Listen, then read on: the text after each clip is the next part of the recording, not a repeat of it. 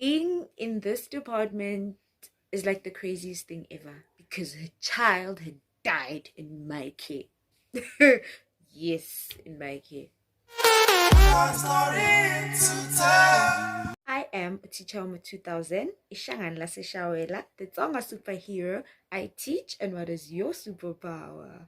So today it's a jam-packed show. We're going to be going through a journey which was amazing, and it gave me the most traumatic event of my life, and it changed my perspective on how I viewed my career as an educator. So please stay tuned, like, subscribe, and let me know what you think of the whole situation.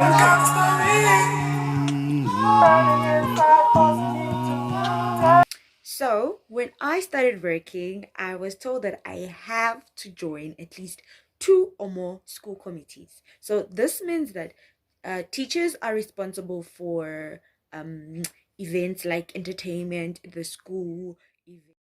So, I was told that I have to choose at least two or more. So, I settled on being part of the library department and also the sports. The sports section was by default because honestly, I didn't volunteer for that, but I was volunteered to that because I'm a young teacher. I'm still energetic and I cannot run to save my life, but I am there. I am willing, so I'm there. I'm there. I ended up being in two committees, remember? The sports and the library. The library is not that active because I was employed in a public school, which means we are under resourced and we are unable to make sure that we have everything 100% in control. I was chosen to be part of the sports committee. The sports committee also includes the netball committee. And what that means is that I have to be a coach for netball. And guess what? Your girl has only ever played netball in primary school and in varsity. And guess what was my position? You're right, a bench warmer. So imagine me a coach. All because I'm young. One day there was a turn for us to go and play in a netball tournament. Nice, right? Yay! Kids are happy. Half day, we're going away. Guess what? It's not a happy day. Because why? We have to walk to the other school. In my mind, no, this is Soweto. All the schools are like 2 minutes apart, walking distance. It's fine, girls. Let's walk. Because why? We don't have school transport because it's a public school and we cannot afford it. It's not by mistake. It's not. Since we can't afford transport, we had to walk. We walked to the school, and guess what? Your girl, a young adult, yes. No driver's license, no learner's license, do not have a car, so I can do diddly squat. I am basically useless. I am a chaperone that is useless. Anyway, I am done beating myself down. It's an experience. I've never been to one of these things. So let's go. Let's have fun. Me and my girls are pumped. We're walking there. We are all majestic and um. When we get to the school, no one was expecting us. They're all saying they didn't know, and it was the department's responsibility to let them know by sending them an email, letting them know in advance that there's going to be a tournament that they're hosting in their own home, but they didn't know. So we had to deal with attitude for a good 10-15 minutes because we were there unannounced in somebody's house and we're telling them, we're here to play. Come, let's play. No, you're teaching. Stop everything you're doing. Let's play.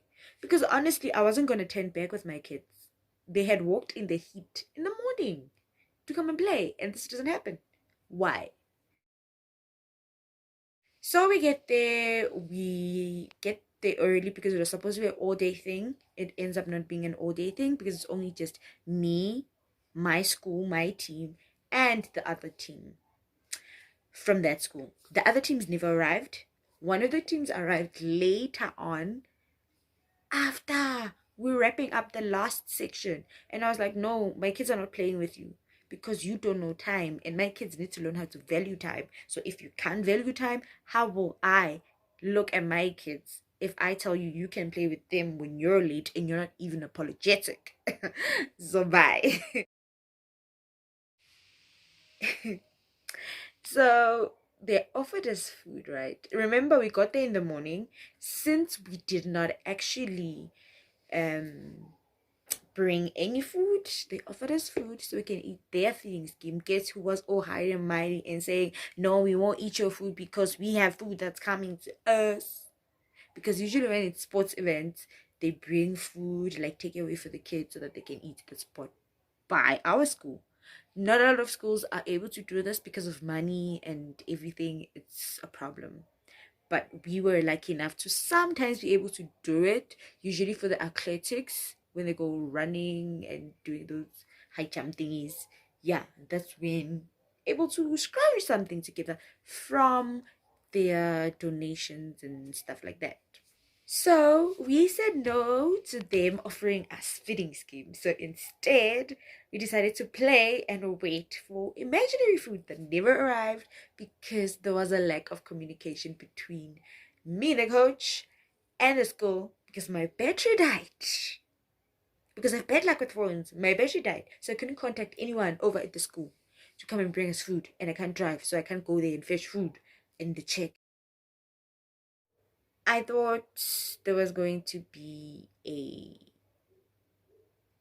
program and condolences money is being popped out the next week because her child had died in my care. Yes, in my care. So it's the middle of the game, the kids are playing, and I'm like, oh, yeah, yeah, we're winning. Me, the teacher, who looks so young. Me and my kids, we are beating you. We are doing the things. You are looking down on me because you're thinking, who is this child? How is this child a teacher? And now my kids are beating you. Boo. I'm thinking of those guys with the coffins. Yeah. A kid fainted. Whose kid? My kid. I ran to the kid to see what's happening. Because guess what? I look around. I'm the adult of the ship. And I have to drive it. And I don't even have a license. Luckily, though, our school has a very kind hearted coach. So, this coach of ours was a former learner for our school. So, she decided to volunteer and be our coach at the school. The coach knew exactly what to do with the kid that fainted. We were able to get her up, and she was able to survive the entire ordeal, and she was able to even wanted to play. Guess what? This is not a Hollywood movie. We did not win the match, even though it was going so well. We lost because, yeah, the momentum had gone down, and special fact that we didn't have food. We were hungry, we didn't eat, and we had been pompous about the whole food thing.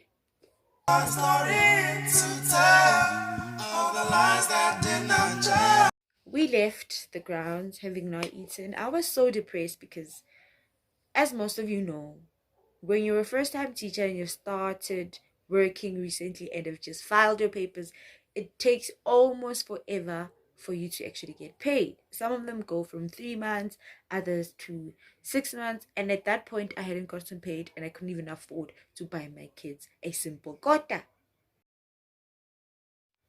Like, being in this department is like the craziest thing ever. I feel as though every day it's never the same. Our department is governed by a lot of policies. The policies that make sure that everything gets done and everything works well. It is written in the South African Schools Act, this little green book here. Teachers know it and they have it, and you can also download it online. It's called the PAM document. It has the rules and everything that govern a school. So it actually says that it's the kid's responsibility to actually participate in becoming a whole entire being, not just academically, holistically, as a whole individual. You need to be able to shine outside your own space. There are learners that are not able to shine during a lesson. They are able to shine in the track and field. You find someone is running up hill and they're running so fast and they're number one, and you find your favorite teacher screaming your name and chanting you on. And that's probably the only and the first time that some of them have been encouraged to that manner. So this heals children. This builds a community. This makes a child a better version of themselves. So who wouldn't want that?